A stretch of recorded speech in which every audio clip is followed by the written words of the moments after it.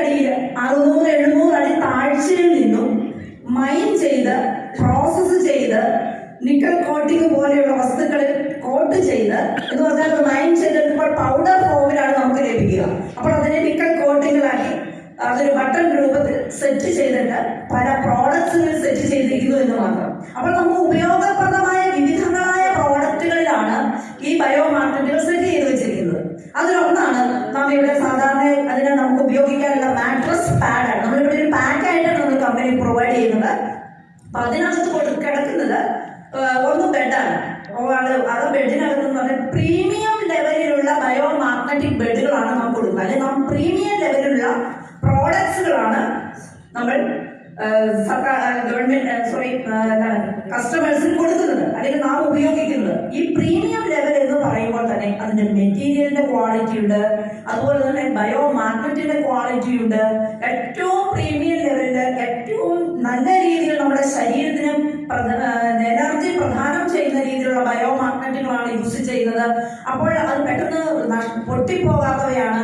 അങ്ങനെയുള്ള കുറെ പ്രത്യേകതകളോട് കൂടി ഏറ്റവും ഹൈ ക്വാളിറ്റിയുള്ള പ്രോഡക്ട്സുകളാണ് നമ്മുടെ ഗ്രേറ്റ് മാനേജ്മെന്റ് നമുക്കായിട്ട് ഗിഫ്റ്റായിട്ട് തരുന്നത്. ഗിഫ്റ്റാണ്, അതാണ് ഏറ്റവും വലിയൊരു ഇത്. അത് ശരിക്കും പറഞ്ഞാൽ എന്താണെന്ന് അറിയോ, ഗോഡ് ഗിഫ്റ്റ് എന്ന് പറയാം. മാനേജ്മെന്റ് തരുന്ന gift, that is A God gift. അപ്പൊ ആ ഗോഡ് ഗിഫ്റ്റ് പല രീതിയിലാണ്. ഒന്ന് ബെഡിന്റെ രീതിയിലാണ്, അതിന്റെ കൂടുതൽ പില്ലോ പാഡുകളുണ്ട്. അപ്പൊ ഈ ബെഡ് എന്താണ് യൂസ് ചെയ്യുന്നത് എന്ന് വെച്ചാൽ നമ്മുടെ ഇത് ഒറ്റ രീതിയുള്ളൂ. ഏത് പ്രോഡക്റ്റും എങ്ങനെ ഉപയോഗിച്ചാലും അതിൽ വരുന്ന പ്രവർത്തനത്തിന്റെ തത്വം ഒന്നാണ്. അതുകൂടി ഞാൻ പറയാം. നമ്മുടെ ബ്ലഡ് സർക്കുലേഷൻ ഇംപ്രൂവ് ചെയ്യുക, ഓക്സിജന്റെ ലെവൽ മെയിൻറ്റെയിൻ ചെയ്യുക, ബ്ലഡിലെ അല്ലെങ്കിൽ ശരീരത്തിലെ ടോക്സിൻസിനെ റിമൂവ് ചെയ്യുക. ഈ 3 പദ്ധതികൾ മാത്രമാണ്, അല്ലെങ്കിൽ ഈ 3 പരിപാടികൾ മാത്രമേ അവിടെ നടക്കുന്നുള്ളൂ. ആ ബ്ലഡ് എന്ന് വെച്ചാൽ നമ്മുടെ ശരീരത്തിലെ ബ്ലഡ് സർക്കുലേഷൻ ഇംപ്രൂവ് ചെയ്തു കഴിഞ്ഞാൽ ശരീരത്തിലെ നമുക്ക് രോഗമില്ല എന്ന് പറഞ്ഞാൽ നമുക്ക് ഏറ്റവും കൂടുതൽ രോഗങ്ങൾ വരുന്നത് 90% നമുക്ക് രോഗം വരുന്നത് നമ്മുടെ ബ്ലഡിന്റെ സർക്കുലേഷന്റെ പ്രോബ്ലമാണ്.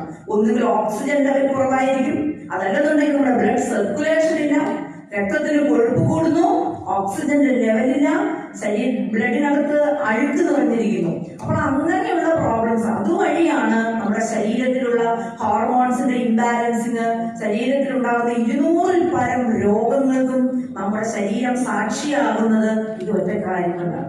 അപ്പോൾ അതിനെ എങ്ങനെ മറികടക്കാം? മരുന്നില്ലാതെ തന്നെ നമ്മുടെ മരുന്ന് മാഫിയകളുടെ പിടിയിൽ നിന്നും സമൂഹത്തെ എങ്ങനെ രക്ഷിക്കാം? അപ്പോൾ ആ ഒരു ശരിക്കും നമുക്കെല്ലാം നല്ലൊരു കർത്തവ്യമുണ്ട് അല്ലെ. ഓരോ